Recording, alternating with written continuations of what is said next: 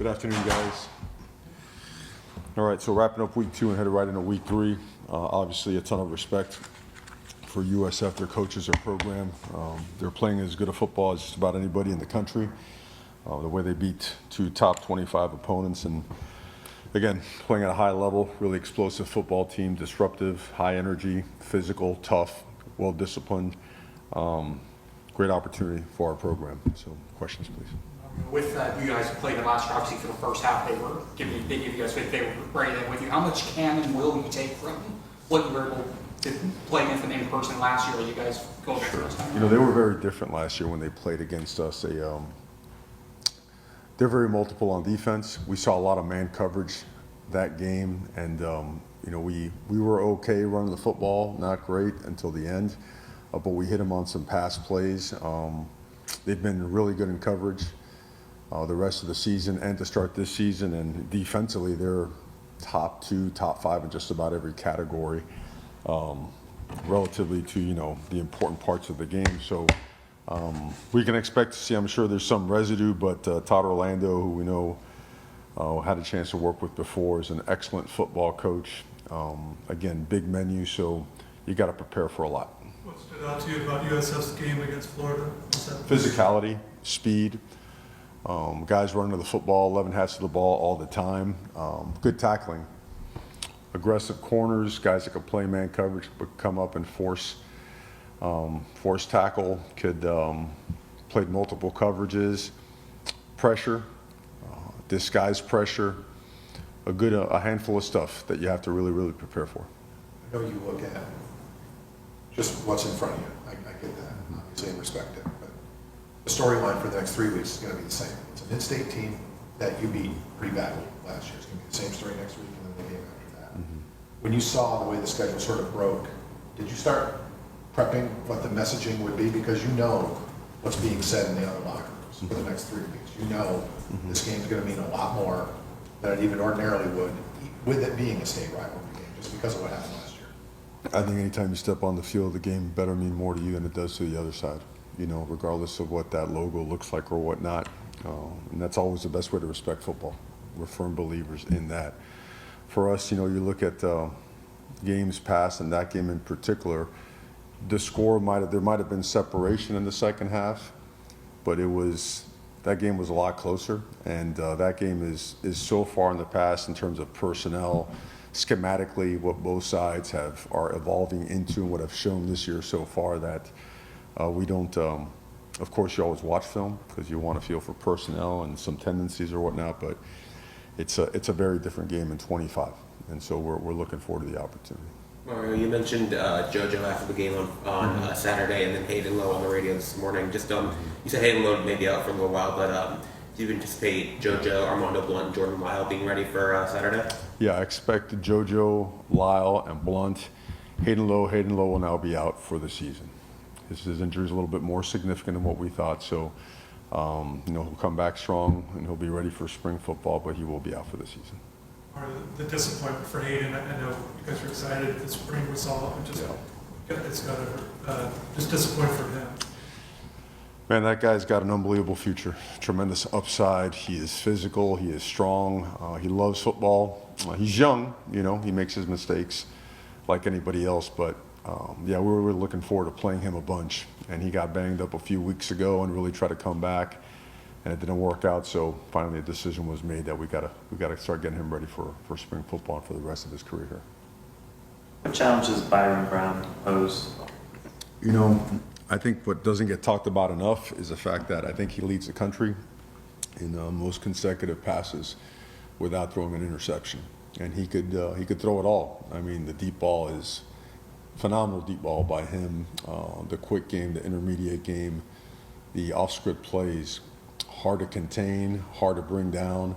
He combines the best of both worlds of the college, you know, modern day quarterback. So, and he's a big dude too. He sees the field really well. I don't think he ever gets phased.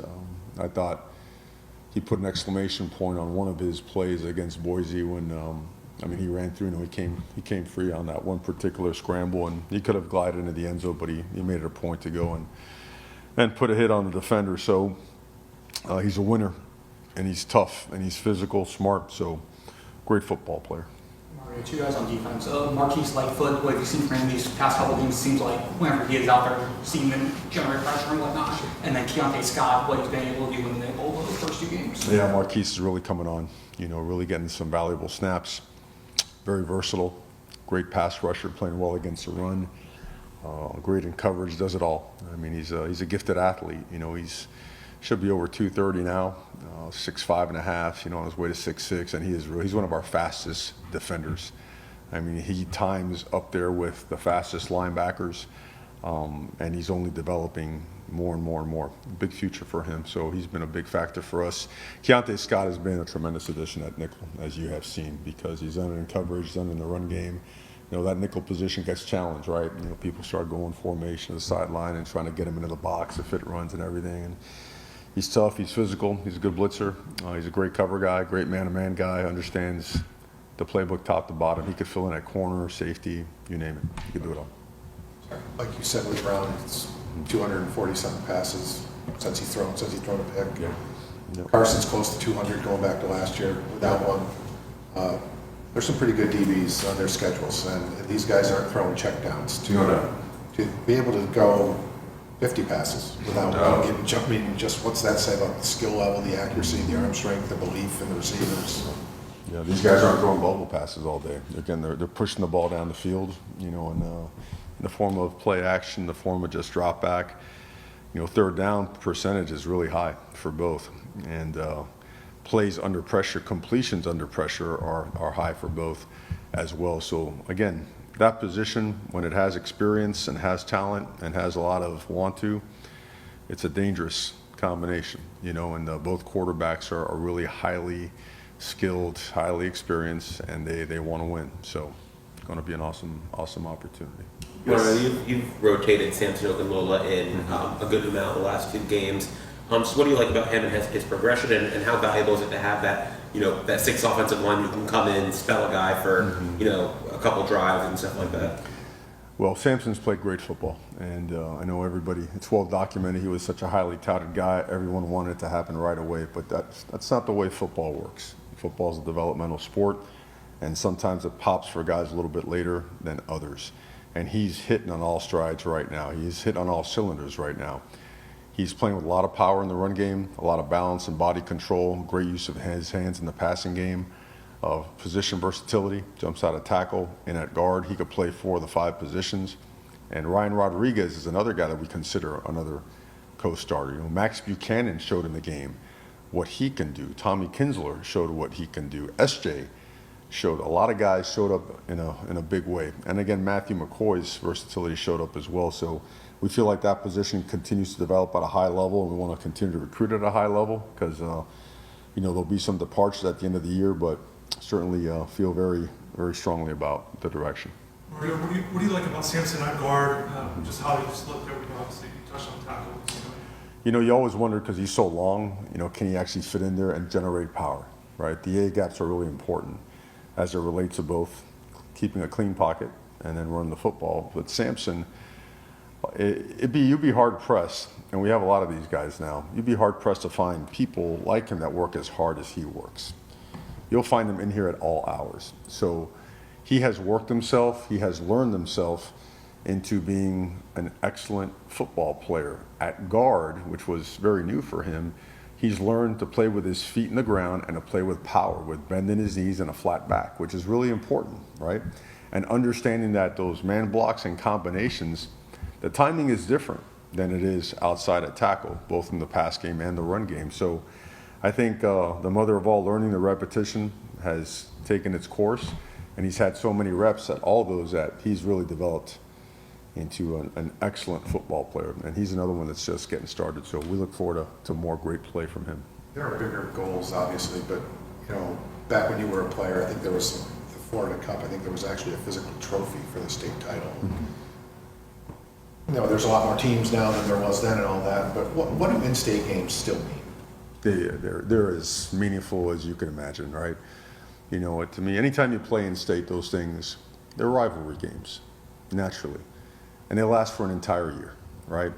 So the fan bases, the alumni, they're all juiced up. The energy brought to the stadiums is awesome. The intensity on the field is felt right away and through the game. And in rivalry games, you know how those go, man. You're never all the way in it, never all the way out of it, right? You've got to play all the way 4 quarters, 60 minutes until that clock says 0 and overtime if necessary. So certainly a lot of energy behind our program, momentum behind it.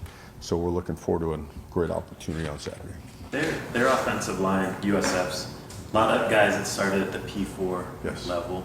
Do those body types show up when you watch them? Their physicality, was that a big part of their recent game here? I thought their physicality was very evident, and on a couple instances. Number one, the way they finish blocks in the run game, and the way they just move piles. You'll see a lot of stalemates sometimes, and you'll see 3, 4, 5 bodies come in there, sink their hips, and move the pile. You'll see them in the screen game getting downfield. All of them, tackles, guard, center, getting downfield and knocking people around. You don't see them standing around at all. They're always active. They're always moving. A lot of respect for them. They're going to chase you. They're going to chase you, and they're going to finish you. It looks like it's a really good O-line culture. Mario, with Wesley, just your thoughts on the play itself. Do you have a conversation with him about the need that he's got to be on the field, obviously, especially with what's coming up moving forward? Do you have that with a guy like that? You do. It's all teaching moments. I mean, we really want to play a physical brand of football, and I don't think anyone can convince anyone that Wesley was trying to harm anybody or bring harm upon himself. It's just, it's ball. Bodies fly around. There's different angles, right? Sometimes the head goes down a little bit more than others, and helmets collide. And there was a day and a time where that used to be considered awesome football, and now you just have to be a little bit more technical and make sure the crown of the helmet isn't something that's used in a launching manner, because they're gonna tag you, and it stinks because he works his tail off, and that guy wants nothing more than to play great football on Saturday. So lesson learned, and we move on from there. You got Bert some opportunities this week. He had a couple touchbacks as well. I think you're like 12 or 13 on touchbacks on kickoffs. Just one, how good is it to get Bert some work, and two, when you know that you can start a team at the 25, knowing that it's going to be a touchback. Well, those two guys have been awesome. As competitors, both fighting for the job, and we feel good about either one of those guys being in the game. They've been extremely valuable in that department as any. I mean, kicking the ball 9 deep right out of the end zone most of the time. I think we've had one returned on us, and we tackled it inside the 15-yard line. So they've it's a great example of just trusting your eyes in recruiting and evaluation, because I don't know how highly touted they were or they weren't. I don't really follow that stuff, but I know that we trusted what we saw in film, and then having a chance to sit with them, see their processes, what they do, how they do it. We felt strongly that they could be really great players for us. And it's only 2 games in, there's a lot to, but big kick game 1, and certainly some really impactful kicks in game 2. Something we got talked a lot about in the week going into Bethune, and probably should be again this week. You've got a room full of wide receivers that all want the ball, but they're obviously very willing to block. And you can tell them to do it, but kids have to want to do that. For that group to have that sort of buy-in, I don't want to ask if you're surprised, but just how fortunate is it that it appears to be very contagious in that room that you're going to block, or else? Yeah, mandatory is contagious, I mean, it's so it comes with it. I mean, you better do it. You better do it. It's got to be team first. And you know what they see too, that it's going to be demanded of them at the next level as well. And you're physical or you're not, and if you're not, they're going to find you. Somebody's going to find you. They're going to expose you. And if you can't display a willingness to hit and take a hit and get right back up, it's just not going to work. So proud of the way that they've approached this in an unselfish manner. The ball has been spread around enough where everyone's touching it at some point in time or another. But it does start with really, really good leadership, and I think C.J. Daniels has been excellent for that room. I mean, he's as fun and as professional as I've been around. Really has. So glad to see him get off to a good start. I know he's excited. He wants to keep getting better and help his teammates get better, and that's one way he's doing it. DeMarcus Van Dyke was on your staff for a couple of years when you got here. I was just coaching DBs at USF. Just what are your thoughts on him as a coach, as a person? Did a nice job when he was here. You know, he was in an analyst role while he was here, and he was a great player while he was here at the University of Miami. So, tons of respect for him and his game. And obviously, last week in the NFL, you had Jalen Carter, spinning towards whatever the situation was for the player, and then obviously that happened again in the USF Florida game. Have you talked to the team about just not getting caught up in the moment, doing something that could hurt the team like that? Every day, every single day of our lives, man. I mean, it's not like who knows? Like, who knows the interaction, the verbal exchange in that moment and what led to that? But I'm sure it was enough to drive someone through the roof. Well, I mean, I don't judge it because I don't coach on any of the teams that were involved in that. But in terms of us, we've had our moments in the past that make you want to, I'll stop there. And now I think we've seen probably a half a dozen examples where our guys have restrained themselves for the betterment of the team. You saw in game one how a receiver blocking his tail off gets his face mask yanked, push. One guy gets punched, and he backed off, or another guy got there to grab him before, hey, don't, your best form of retaliation is to go have success on the next play. And as long as we could keep doing that and put selfish penalties aside, because look, now every single game we play is a playoff game for everybody in college football. So if you are a hothead, if you are easily mentally manipulated, people are going to find you, Heck, I tell all the time, the NFL scouts come out here to practice all the time. They look for guys that understand composure, right? And playing football the way it's supposed to be played. So there's a lot to be learned from that example. You just don't ever want to feel the consequences of it. You'd like to be able to learn that by, the misfortune of someone else. Marty, you mentioned Todd Orlando. It's been a while. Mentioned who, I'm sorry? Todd Orlando. Yes. It's been a while since you guys worked together, but how has he evolved through the years, and how similar or different is he today than he was when he worked for you? Yeah, Todd's as good of a professional as you'll find out there as a human being and as a coach. Just a high-level teacher, extremely intense, and he's got a big menu. He's done it a bunch of different ways. He's done it with odd fronts, 4 downs, bare fronts. He's played multiple coverages, disguising. He's brought heat. He's played base. I mean, his background is extensive, and he's had success everywhere he's been. It was always an honor working with him. Back at FIU, back in the day, he's an excellent coach, excellent human being. Anything else, Coach? All right. Thank you, guys. Appreciate you.